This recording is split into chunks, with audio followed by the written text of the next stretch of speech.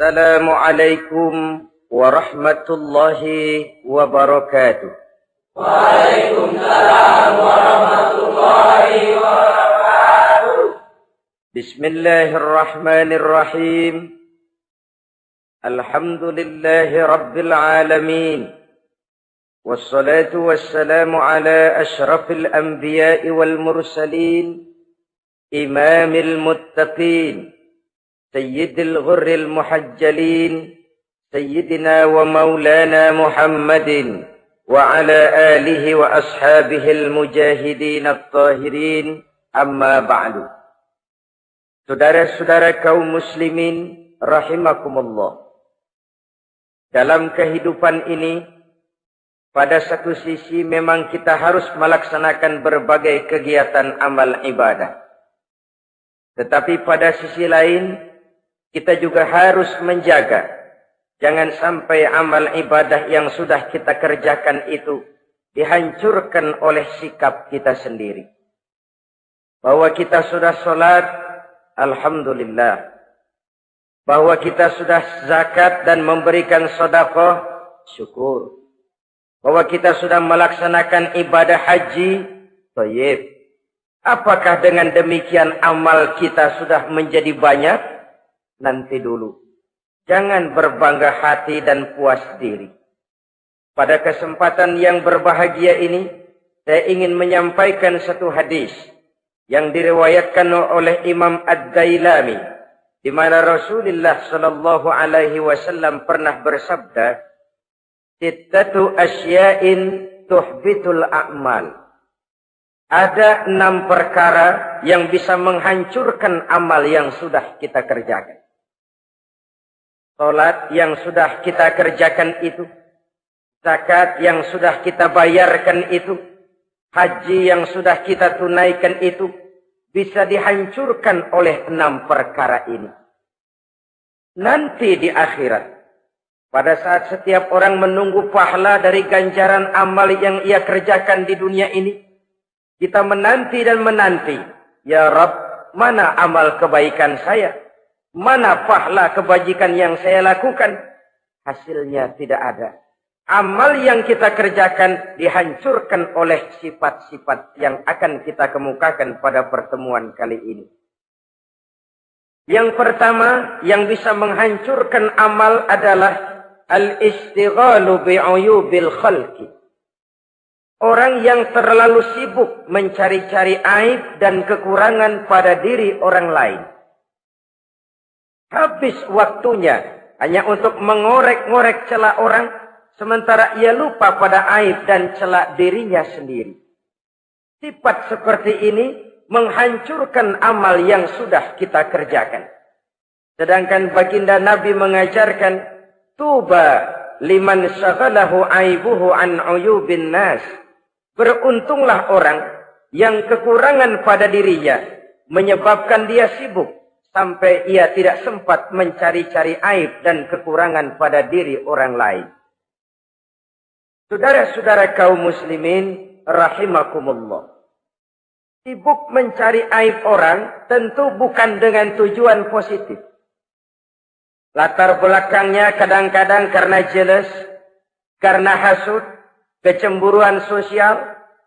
Sore, pagi, siang, malam kita korek-korek kesalahan orang dengan target hancur martabatnya, jatuh kehormatan dirinya, hilang nama baiknya, dilupakan dan terisolir dari tengah-tengah masyarakat. Perbuatan yang demikian sungguh terlalu amat sangat kejam. Salat kita, puasa kita, haji kita bisa dihancurkan jikalau kita terlalu sibuk mencari-cari aib orang lain. Muslim dengan muslim itu bersaudara. Kalau kita menganggap muslim yang lain adalah saudara kita, maka aibnya adalah aib kita, kekurangannya juga adalah kekurangan kita. Pada saat kita melihat pada dirinya terdapat kekurangan, tugas kitalah menutupi. Ini yang dijamin oleh Nabi, man satara musliman satarahullahu fid dunya wal akhirah. Siapa yang menutupi aib dan celak orang-orang beriman, Allah akan menutupi aib dan celaknya di hari akhirat nanti. Zaman sekarang, zaman gosip.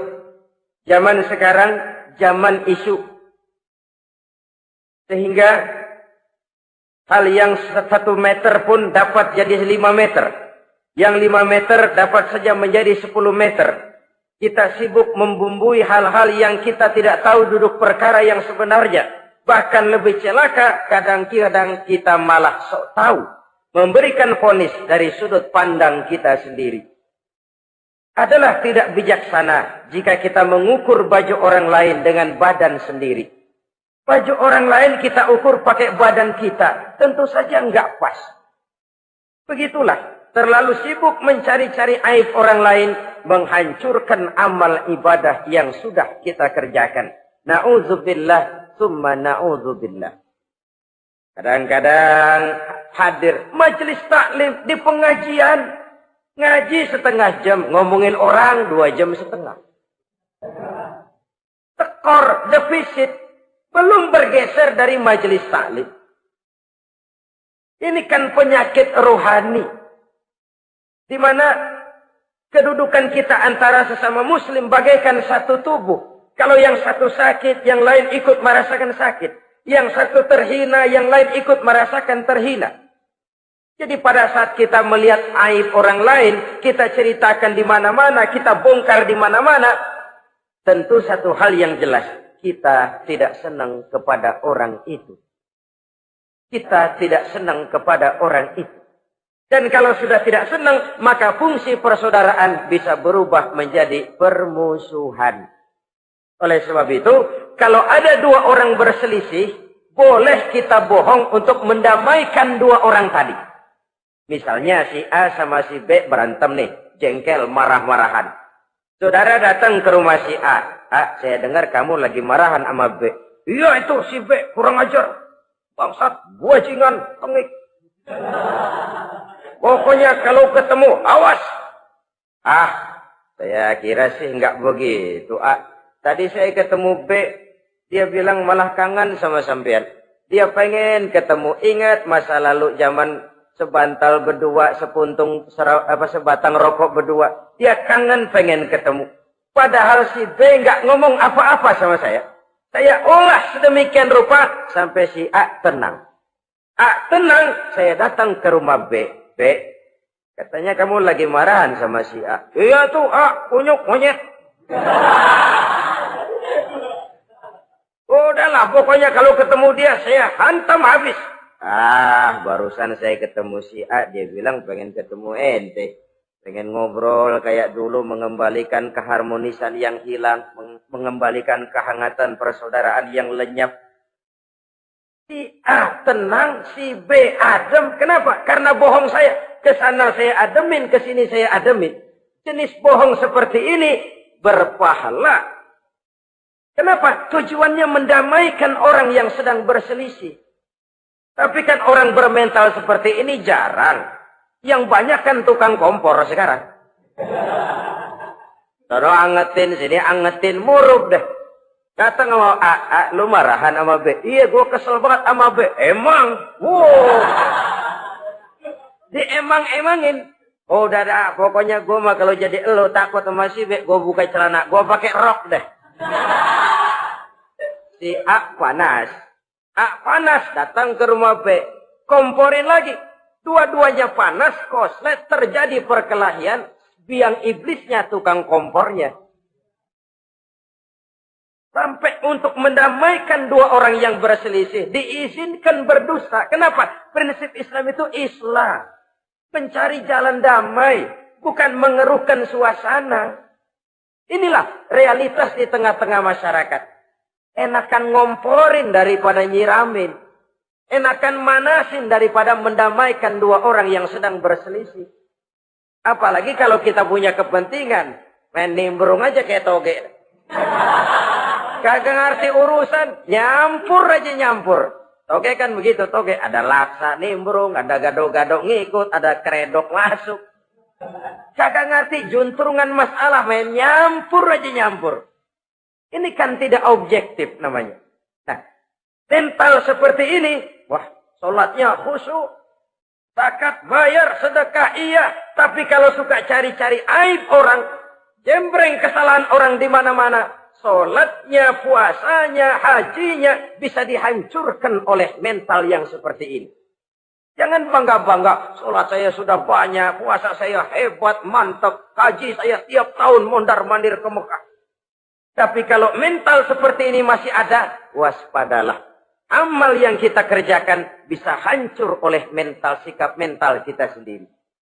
Ini yang pertama. Yang bisa menghancurkan amal, terlalu sibuk mencari-cari aib orang lain. Satu. Yang kedua, saudara-saudara, wa qaswatul qalbi. Orang yang hatinya keras, tidak mempan diberikan nasihat. Baik nasihat yang datang dari luar dirinya, ataupun nasihat yang datang dari dalam dirinya. Hatinya keras. Dikasih muka tembok, kulit badak, kuping kebo. Makhluk apa namanya itu? Wallahu a'lam. Rai gedek.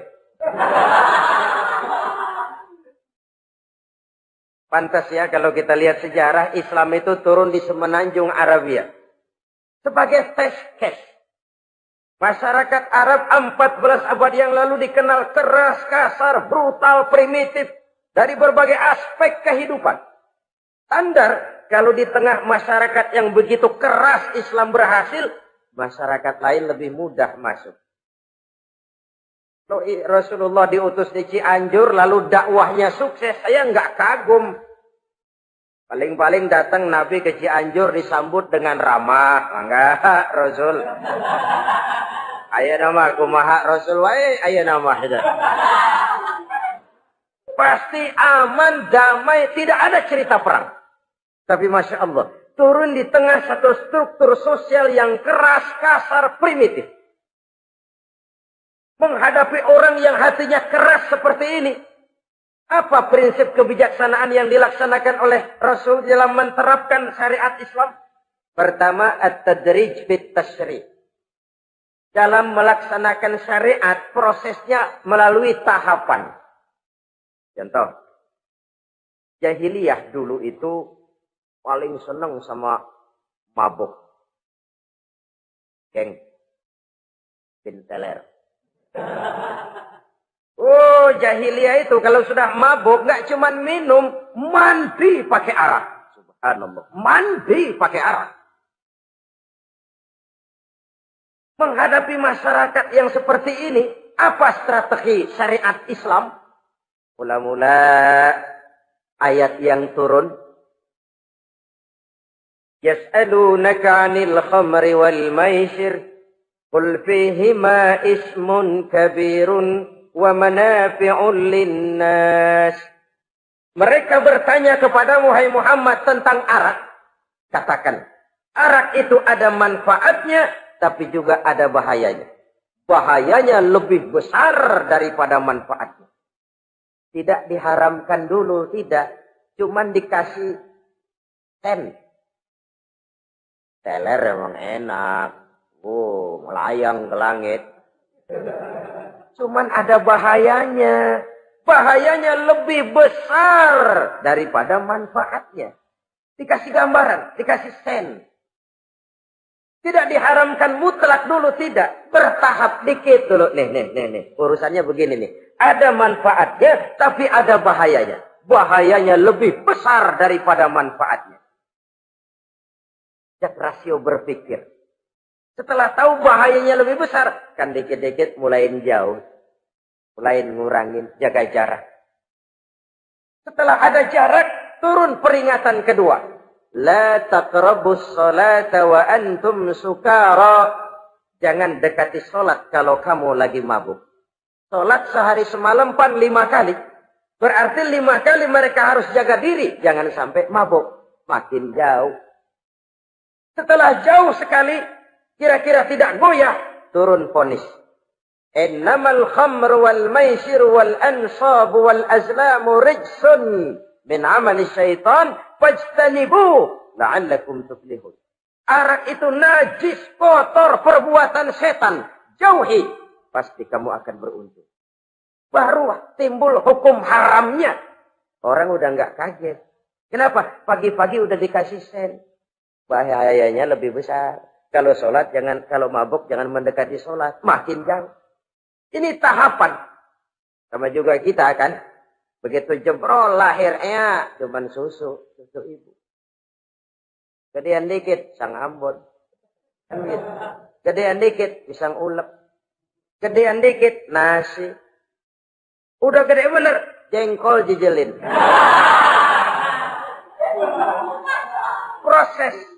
Proses. Coba bayi begitu lahir kasih pisang batu, tenggeng.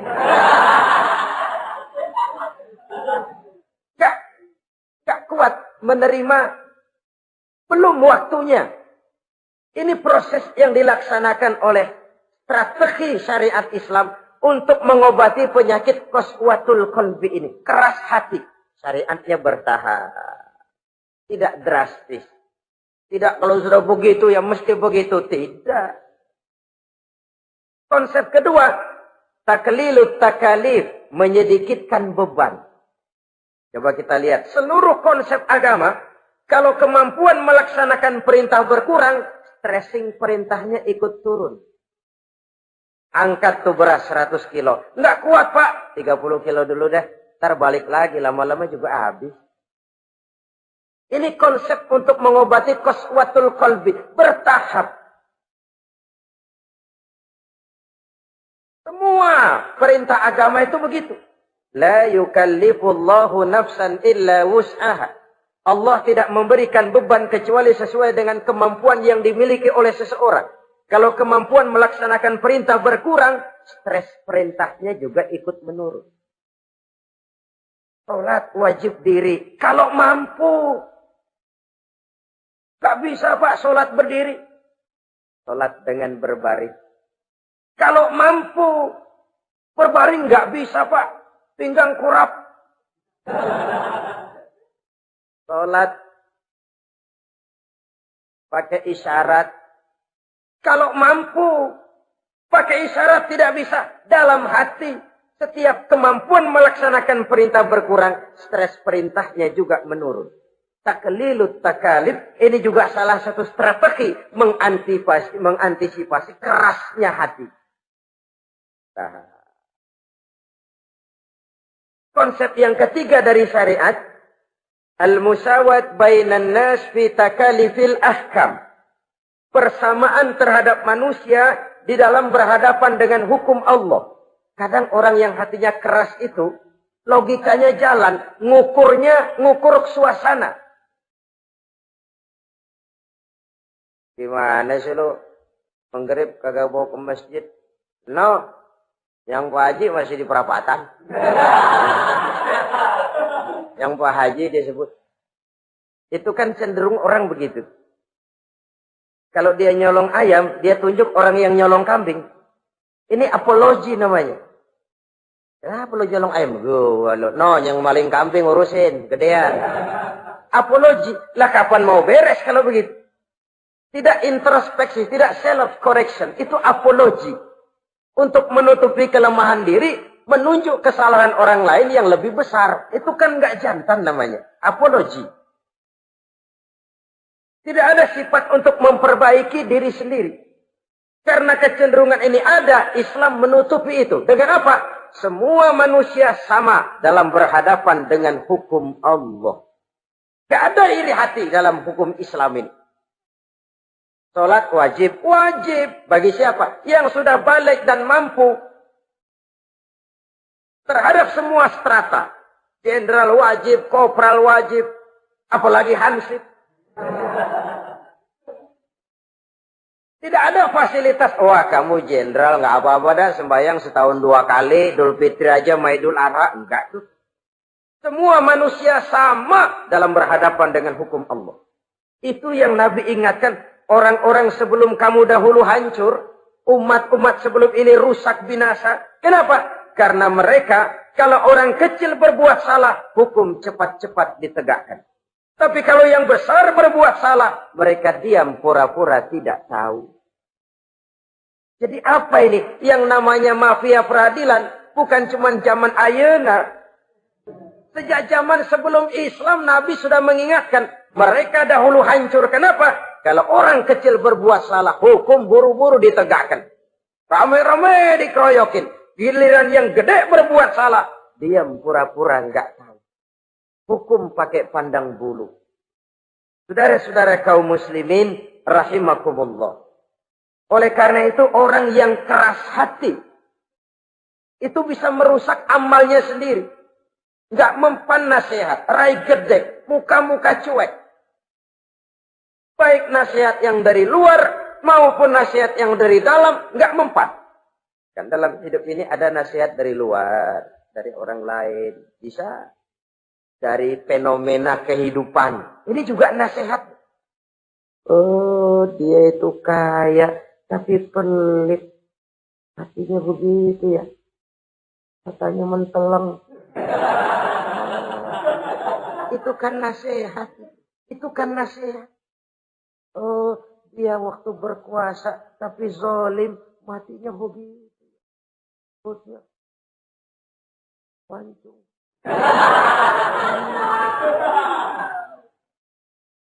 Fenomena kehidupan yang kita lihat, yang kita dengar, yang kita saksikan, itu semuanya bisa nasihat.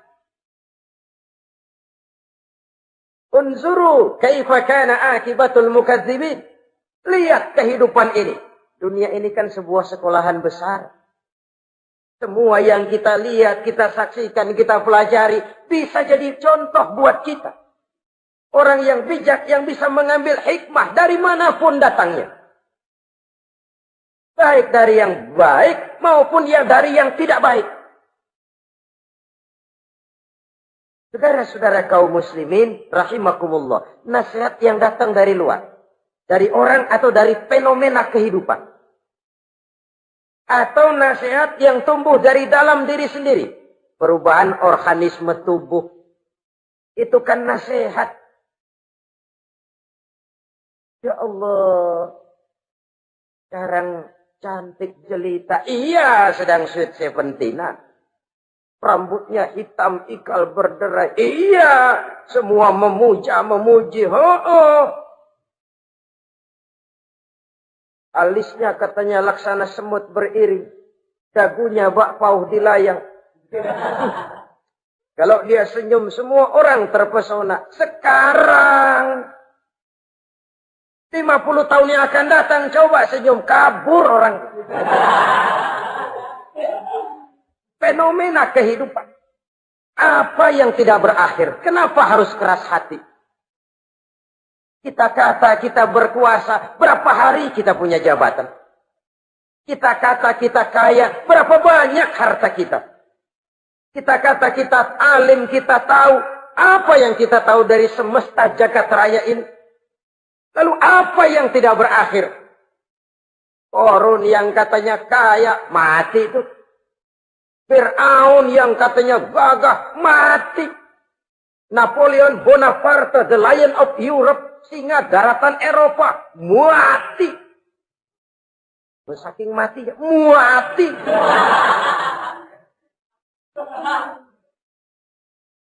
Kenapa harus keras hati? Kenapa tidak melihat perubahan fenomena alam sekitar ini? Apa yang tidak berakhir? Apa yang tidak selesai? Lalu apa yang mau kita sombongkan? Kenapa kita harus keras hati? Sehingga pantas dalam hadis kursi Allah menyatakan al-kibriya'u libasi. Sombong itu pakaianku. Manusia enggak pantas pakai pakaianku, kegedean. Pakaian Allah mau dipakai. Kalau Allah sombong, udah pantas aja udah. Kenapa? Kagak ada Tuhan lain selain dia. Udah pantas dia nyombong. Kita nyombong apaan? Oleh sebab itu, beruntung orang kalau diberikan hati yang lembut, mudah menerima kebenaran, peka terhadap kesulitan orang lain, ringan tangan memberikan pertolongan buat mereka yang memang memerlukan. Dan enggak semua orang dikasih begitu. Enggak semua orang. Lain ya, Umar bin Khattab sikapnya keras, tapi hatinya gampang menerima kebenaran. Nah, lain orang kayak begini. Keras sikap boleh keras, tapi hati mudah menerima kebenaran. Wah, kalau Umar kerasnya kan luar biasa. Tapi hatinya kok gampang menerima kebenaran. Ini hidayah. Coba lihat waktu berita Rasulullah meninggal dunia. Sampaikan oleh para sahabat, Umar jengkel, cabut pedang. Siapa bilang Muhammad mati, saya tabas batang lehernya. Dia nggak siap menghadapi kenyataan. Emosinya yang jalan, bukan rasionya. Keras. Bilang deh, Muhammad meninggal. Saya tabas batang lehernya. Untung ada Sayyidina Abu Bakar. Beliau tidak bicara langsung, cuma pidato. Ayyuhan nas, man kana ya'budu Muhammadan fa inna Muhammadan qad mata. Wa man kana ya'budu Allah fa inna Allah hayyun la yamut. Hai manusia, siapa yang menyembah Muhammad, Muhammad sudah meninggal. Tapi siapa yang menyembah Allah, Allah maha hidup dan tidak akan pernah mati buat selama-lamanya. Sayyidina Umar tersentak. Subhanallah, saya salah. Bagaimanapun Muhammad hanya seorang manusia. Saya cinta dia, saya suka dia. Nyawa saya pertaruhkan untuk dia. Tapi dia manusia dan saya tidak menyembah Muhammad.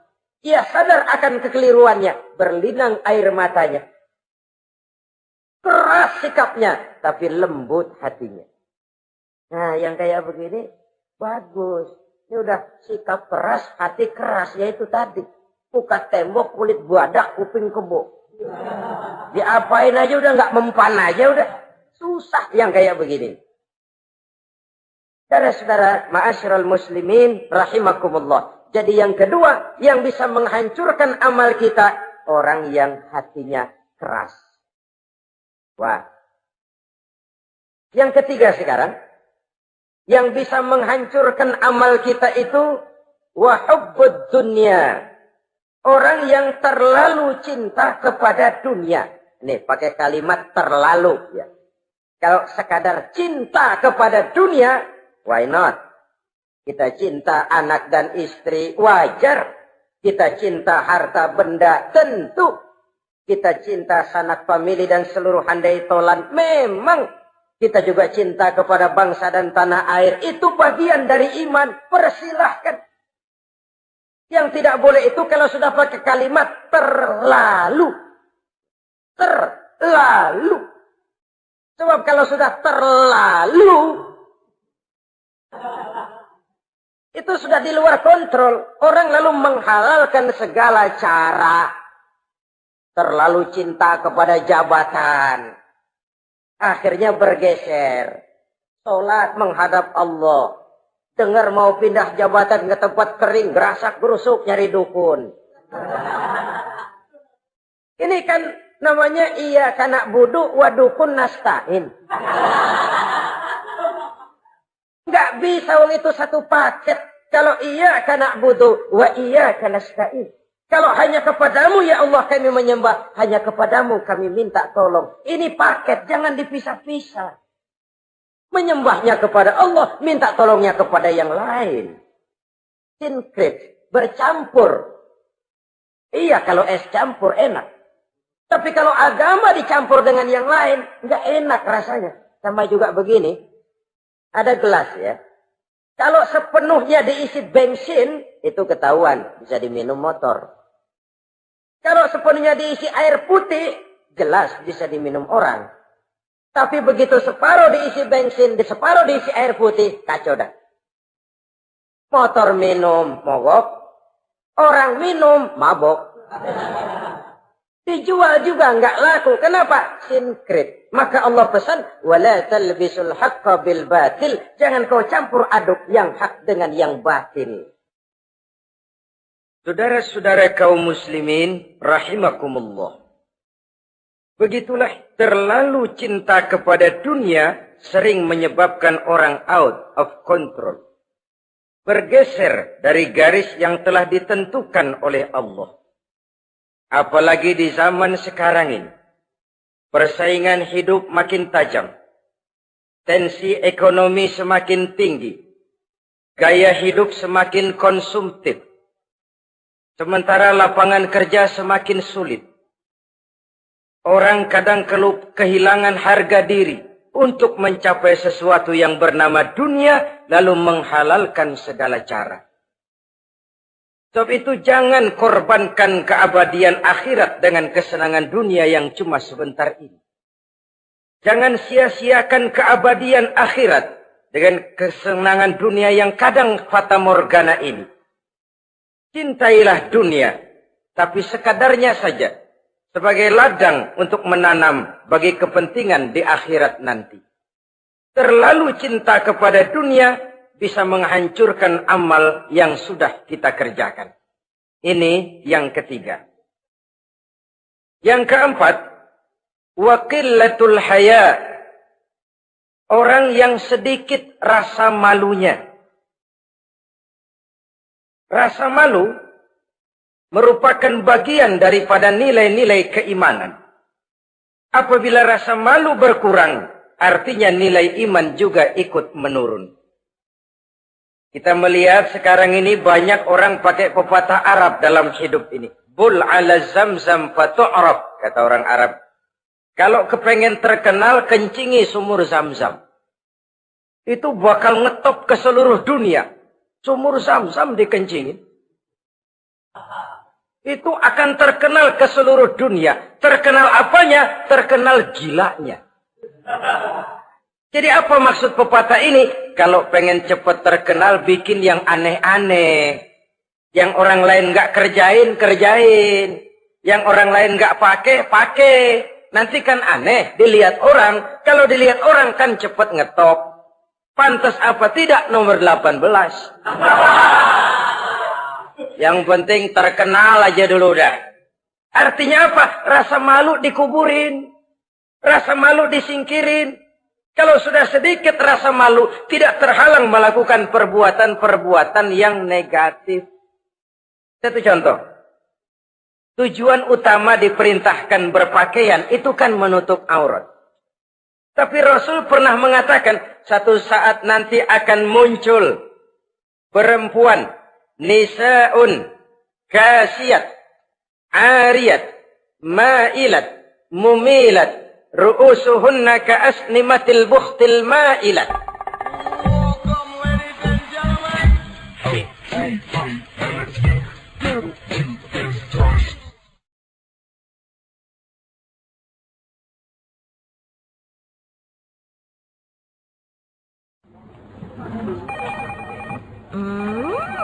What is it? Ooh, a new chocolate product by the Integral CJ's Management. What chocolate? No, my girl. It's a new CJ's brand.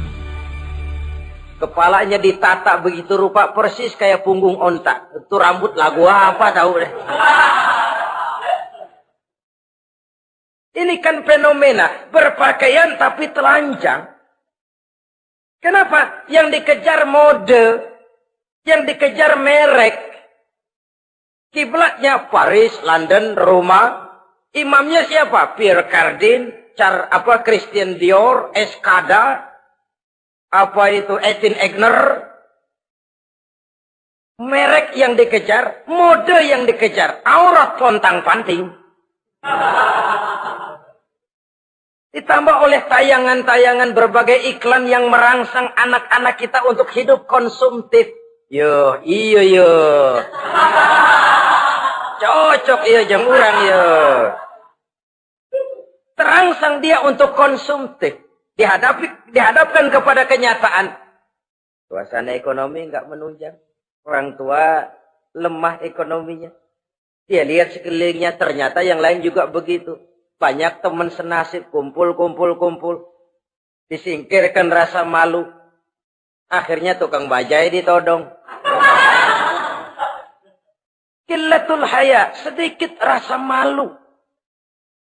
Kalau sedikit rasa malu, dia tidak terhalang lagi melakukan perbuatan-perbuatan yang negatif. Dan itu berarti menghancurkan amal-amal yang lain. Sebab itu budaya malu ini sangat penting. Coba kalau dia hinggap di hati seorang pejabat. Pejabat yang punya rasa malu, Masya Allah, membawa manfaat yang besar buat rakyatnya. Contoh saja ya, di Jepang itu ada Perdana Menteri Hosokawa, saudara-saudara dengar. Baru 8 bulan jadi Perdana Menteri. Dia dijuluki Mr. Clean, Mr. Bersih. Diisukan terlibat skandal, cuma 4-6 miliar rupiah. Itu pun buat kampanye kemenangan partainya. Diisukan begitu rupa, malu Hosokawa. Malu mengundurkan diri, baru 8 bulan jadi Perdana Menteri. Mundur, malu. Padahal Hosokawa nggak kenal ketuhanan yang Maha Esa. Nggak kenal. Tapi budaya malunya luar biasa. Nah kalau sudah pejabat nggak punya malu, habis. Kan sekarang umpamanya nih, ada impres desa tertinggal, disunatin. Sampai marah betul itu Bapak, para pimpinan negara kita itu. Tidak ada maaf bagi pejabat yang nyunatin IDT. Kenapa? Kan tipis rasa malu.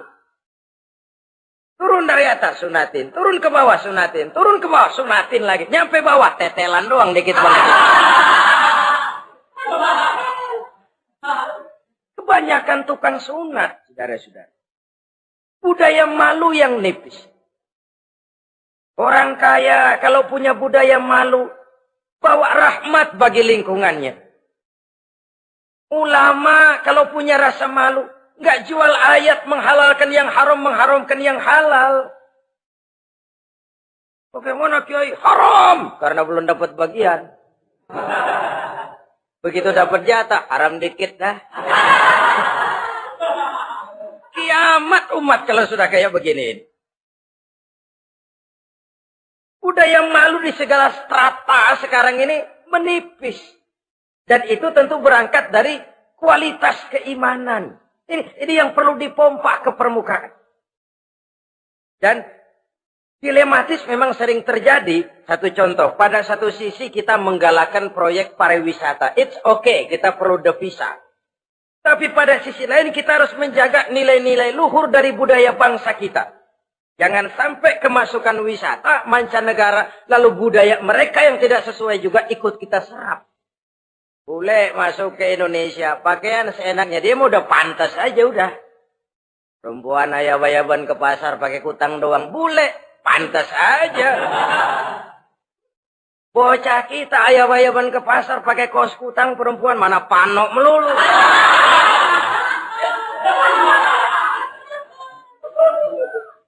Menipisnya budaya malu.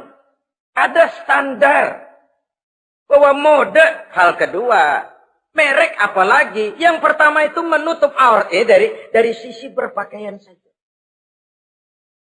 Kalau anak-anak kita diracuni oleh yang namanya mode, diracuni oleh yang namanya merek, dia akan terbuai hidup dalam alam kepalsuan. Sekarang ini hidung pesek bisa dibikin mancung. Kulit keriput jadi kencang. Operasi plastik. Pada sisi lain pengaruh duit juga luar biasa. Ya aki-aki keriput kalau habis gusuran kencang lagi. Pasaran keras lagi. Oleh sebab itu budaya malu ini perlu kita kembangkan. Supaya di semua strata sosial memiliki budaya yang namanya malu. Sederhana memang, tapi tidak semudah mengucapkannya. Sampai-sampai dijadikan taruhan, al-haya'u minal iman. Rasa malu itu bagian daripada iman. Dan malu yang tertinggi, kalau sudah punya malu kepada Allah, itu puncak. Puncaknya di situ. Kalau cuma malu sama mertua, ngaling aja dikit, ya kagak tahu. Kalau cuma malu kepada petugas keamanan, terlalu banyak tempat yang mereka nggak lihat. Tapi kalau sudah budaya malu kepada Allah, tidak sejengkal tanah pun terhalang dari pengetahuan Allah. Ini nantinya juga punya pengaruh sosial. Sosial kontrol sekarang juga sudah renggang. Dulu kalau ada hal yang dianggap aib, satu kampung tahu. Malunya selebar awak. Sekarang budaya hidup sudah individualis. Tetangga mau apa kayak cuek aja udah. Akhirnya orang anteng lah. Nggak apa-apa ini dah tenang aja dah. Besok begitu aja lagi. Sosial kontrol juga sudah agak renggang sekarang ini. Kalau dulu orang punya rasa sosial kontrol yang begitu dekat. Oleh sebab itu, budaya malu merupakan bagian daripada iman. Orang yang sedikit rasa malunya bisa lepas kontrol. Kalau dia sudah lepas kontrol, dia bisa melakukan hal-hal yang merusak amal perbuatannya sendiri. Oleh karena itu, pada pertemuan kali ini, saya juga mengajak, mari kita tumbuh kembangkan budaya malu ini. Saudara-saudara kaum muslimin, rahimakumullah. Yang kelima, yang bisa menghancurkan amal kita, watulul amal. Orang yang terlalu panjang angan-angannya. Hidup dalam bayangan. Kakinya tercabut dari alam realitas. Mengharap burung terbang tinggi, tapi punai di tangan cepat-cepat dilepas. Akhirnya burung di tangan terlepas, punai juga tidak datang. Terlalu panjang angan-angan. Hidup cuma nunggu keajaiban. Yang diwiridin jikalau. Orang sudah kemana-mana dia masih anteng. Jikalau andai kata umpama misalnya. Islam bukan agama orang pemalas yang selesai sholat lalu berpangku tangan. Ada orang yang cuma sujud saja rezekinya mengalir. Ada. Ada orang yang cuma munajat di keheningan malam. Rezekinya mengucur. Ada. Tapi kan bukan kelas kita. Itu kelas antara dia dengan Allah, tidak ada jarak lagi. Orang-orang yang batinnya bersih. Doanya didengar. Permohonannya dikabulkan. Permintaannya cash. Kalau kita bisa bayang cuma nadah doang. Nggak mau usaha. Paling banter orang undang tahlil kita.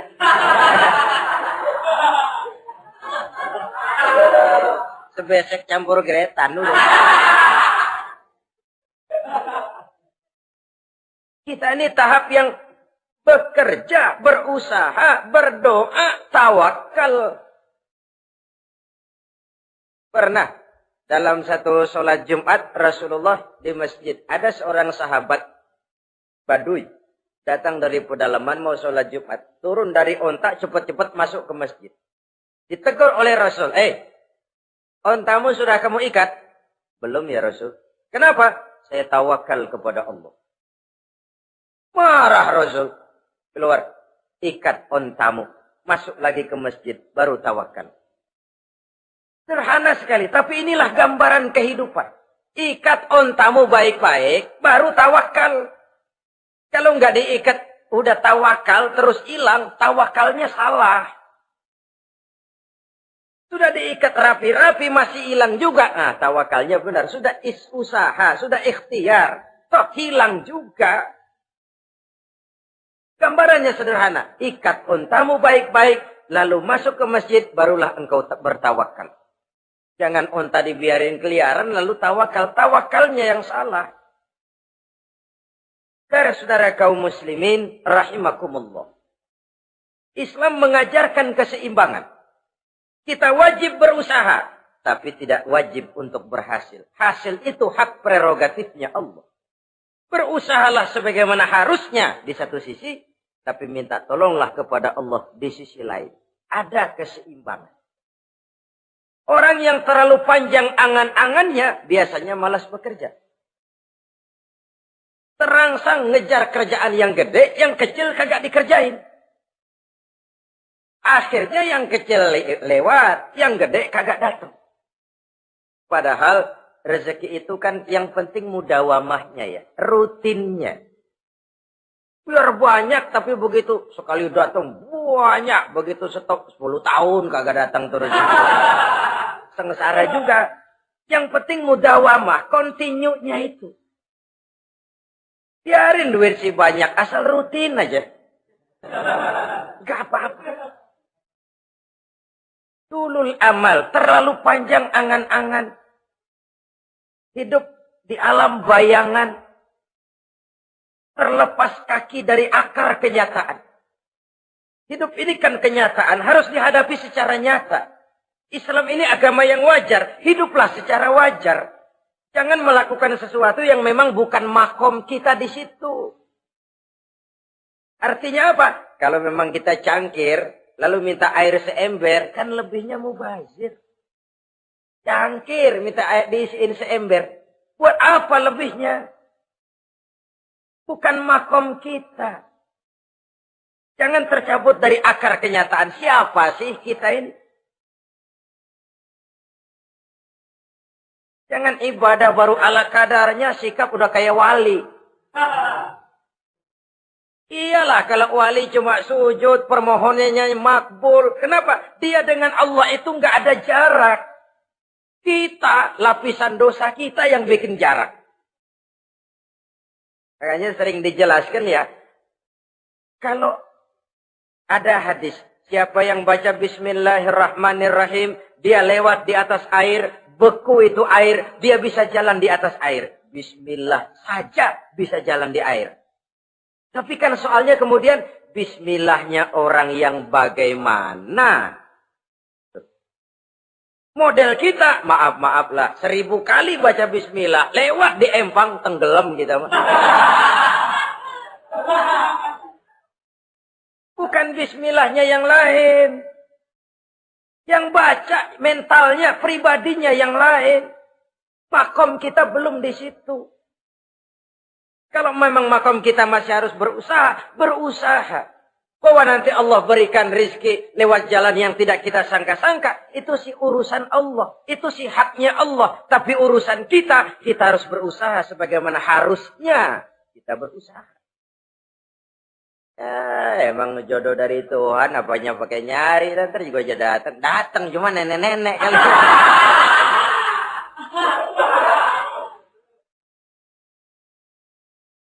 Bekerja, berusaha.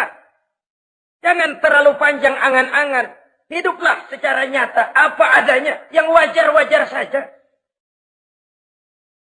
Tinggal di gubuk reot, hidup pakai gaya jet set. Ngagul dah. Sama merek mobil kenal banget, mobil orang-orang. Udah bukan main kalau ngomong dah. Di atas awan hidupnya.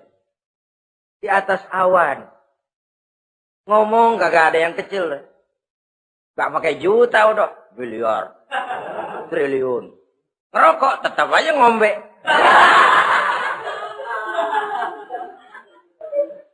Silahkan mengharap burung terbang tinggi. Tapi punai di tangan jangan dilepas. Realitas apa? Idealisme boleh terbang setinggi langit. Tapi kaki tetap berpijak di alam realitas. Ayo kita ngambil contoh dari Rasulullah Shallallahu Alaihi Wasallam. Rasulullah itu kan dikasih mukjizat, fasilitas, tapi nggak ngandelin. Buktinya apa? Nabi hijrah ke Madinah. Itu kan manusia. Posisi kita terjepit. Ayo hijrah, berangkat. Gak ngandelin Tuhan. Pojok ini dikepung, kirim dah apaan kayak biar pada mampus nih orang ini. Enggak tuh. Enggak. Walaupun beliau punya mukjizat. Tapi enggak ngandeli. Kenapa kita enggak lihat itu?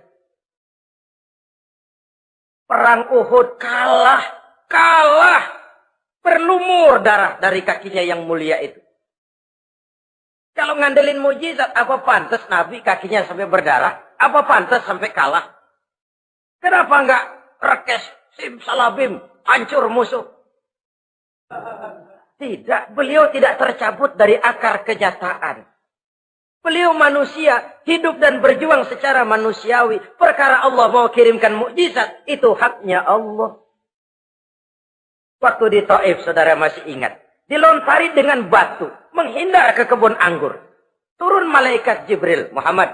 Innallaha amaroni an uti'ak. Allah perintahkan saya datang menemuimu di sini untuk mendengar komandomu. Sekarang apa mau kamu? Kalau mau kau orang Taif yang melontari kau dengan batu hancur, saat ini saya angkat Jabal Uhud. Saya timpakan mereka biar mati semua. Bagaimana? Dalam keadaan terpojok. Dilemparin batu, dikeroyokin, menghindar ke kebun anggur. Turun Jibril nawarin bantuan. Apa jawab Nabi? Jangan Jibril. Jangan. Saya diutus bukan buat ngancurin orang. Saya ini rahmah bagi alam. Tapi kamu disambitin. Biarin. Saya berjuang jangka panjang, Jibril. Kalau sekarang mereka ingkar, barangkali nanti anak-anaknya mau beriman. Saya tungguin anak. Kalau anaknya kafir lagi Muhammad, cucunya. Oh susah Muhammad, susah. Kenapa? Bagaimana bapak, begitu anak. Tidak begitu. Lalu mau kamu apa? Saya mendoakan mereka. Allahumma hdi qaumi fa innahum la ya'lamun. Ya Allah, berikan hidayah kepada mereka yang nyambitin saya. Karena mereka enggak tahu. Disambitin, berdarah, yang nyambitin didoakan. Pada satu sisi ini menunjukkan tingginya akhlak Nabi. Pada sisi lain ini menunjukkan Nabi juga mengatur strategi secara manusia. Tidak simsalabim. Tidak tercabut dari akar kenyataan. Padahal kita kalau lagi kepepet, ada yang nolongin, demen banget. Kali mah kalau kita yang jadi Nabi tuh. Disambitin orang, turun Jibril. Bagaimana hancurin? Sikat Jibril dah. Habisin aja, habisin. Hijrah ini usaha ikhtiar manusiawi.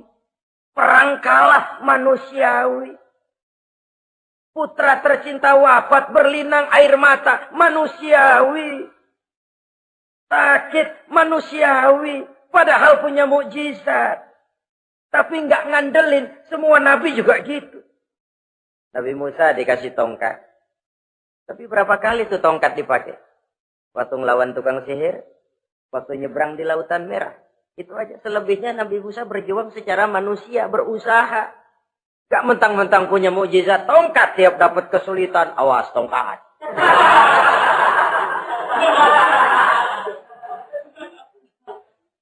Utuh manusiawi. Nah, ini Rasul. Kenapa kita nggak lihat itu? Kenapa kita lalu tercabut dari akar kenyataan dan hidup dalam khayalan? Sampai di satu anekdot yang menyentuh. Sekarang ini akibat tayangan-tayangan televisi begitu rupa. Ada seorang bapak ditanya sama anaknya. Pak, Tuhan sama Batman kuatan mana sih?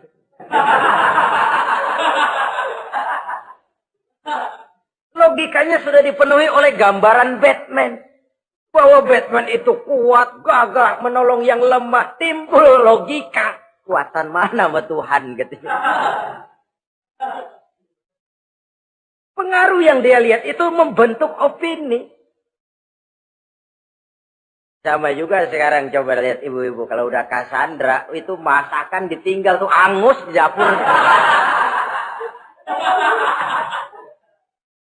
Angit tuh tempe juga.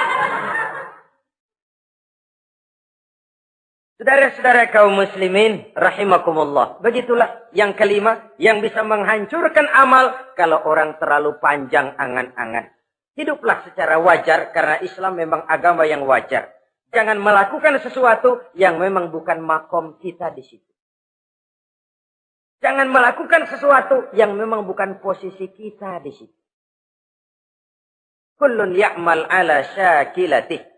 Jangan minta ayam menggonggong. Jangan minta kambing mengeong. Bukan bagiannya. Bukan bidangnya.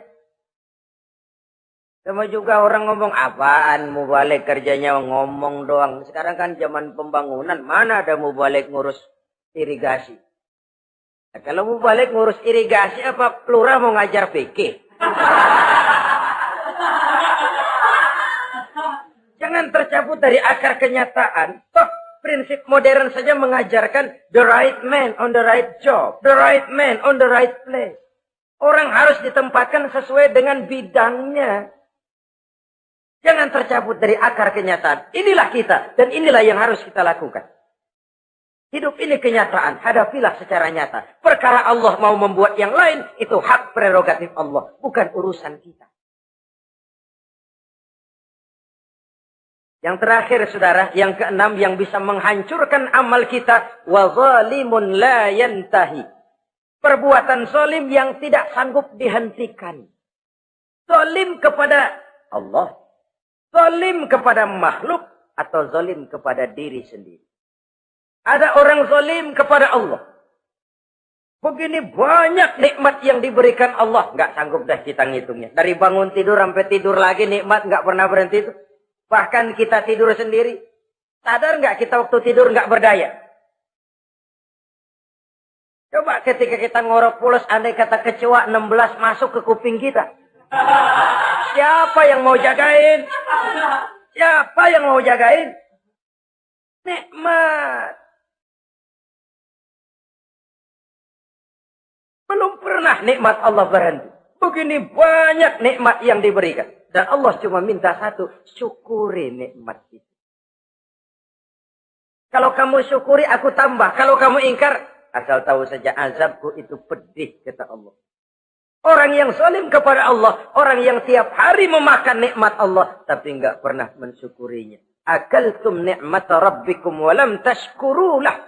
Kamu makan nikmat Tuhanmu, tapi enggak pernah kamu bersyukur kepadanya. Itu zalim kepada Allah. Pak, dalam hidup ini kan kita dikasih waktu 24 jam sehari semalam. Sehari semalam, 24 jam. 24 jam itu Allah kan enggak minta semua. 5 waktu saja kau lapor kepadaku. Sholat. Sholat kalau bagus, 10 menit kan. Taruh dah sholat bagus. Kilat 5 menit dah. Kilat khusus 2 menit. Cepat dia nggak pakai perangko. Taruhlah yang menengah kita ambil 5 menit. Kalau 5 waktu, 5 kali 25, 5 kali 5 berarti 25 menit untuk lapor. Hai manusia, aku kasih kau hidup 24 jam. 25 menit kau lapor. Banyak yang berat. Padahal sisanya masih 23 jam 35 menit. Buah gambaran ini. Zalim kepada Allah. Padahal zalim kepada Allah yang rugi bukan Allah. Se-ASEAN tidak ada yang sujud. Apa Allah tekor? Apa Allah lalu berhenti jadi Tuhan? Apa Allah lalu jadi lemah? Tidak. Zalim kepada Allah, artinya juga zalim kepada diri sendiri. Lalu zalim kepada sesama makhluk. Kadang tidak kita sengaja. Karena itu dalam Islam tidak ada kebebasan mandiri. Ya contohnya ya, kita beli radio. Kita setel di rumah kita sekeras-kerasnya. Terus dalam hati nih, radio gue. Beli gue, pakai duit gue. Gue setel di rumah gue. Sekeras-kerasnya, urusan apa sama orang. Kata kita. Tetangga kita kan boleh juga ngomong begitu. Mata gue. Yang ngantuk gue. Gue tidur di kamar gue. Kenapa suara radio lu masuk kemari? Ini kebebasan saya nyetel radio. Dibatasi oleh kebebasan tetangga saya yang mau tidur. Kalau saya perturutkan nafsu saya sudah zalim kepada dia. Zalim kepada orang lain. Dan yang banyak tidak kita sadari, zalim kepada diri sendiri. Membiarkan diri hanyut dalam munkarat dan tanpa ada usaha untuk menghentikannya. Tidak ada orang yang bisa mencelakakan diri kita terus-menerus kalau bukan diri kita sendiri. Tidak ada yang bisa menyelamatkan diri kita kalau bukan kemauan kita yang tinggi untuk menyelamatkannya. Allah sudah ciptakan kita dalam bentuk yang paling mulia. Fi ahsani taqwim. Dari sekian banyak makhluk yang diciptakan Allah, tidak ada yang sekomplit, seindah, secantik manusia. Ini harus dijaga. Jangan posisi yang sudah tinggi ini kita rendahkan sendiri. Fi ahsani taqwim posisi kita. Tapi kita rendahkan, kita kembali asfala safilin. Posisi yang paling rendah, kita zalimi diri kita sendiri. Karena itu, zalim kepada Allah, zalim kepada orang lain, zalim kepada diri sendiri, akarnya sama, mendatangkan kerugian. Dan bisa merusak amal yang sudah kita kerjakan. Oleh karena itu, mari sama-sama kita berusaha. Pada satu sisi kita melaksanakan amal ibadah sebagaimana yang seharusnya, tapi pada sisi lain kita menjaga nilai-nilai ibadah. Jangan sampai hancur oleh perbuatan kita sendiri. Sekianlah jumpa kita kali ini. Insya Allah kita lanjutkan di lain kesempatan. Terima kasih atas segala perhatian. Mohon maaf atas segala kekurangan. Usikum wa nafsi bitaqwallah. Wassalamualaikum warahmatullahi wabarakatuh.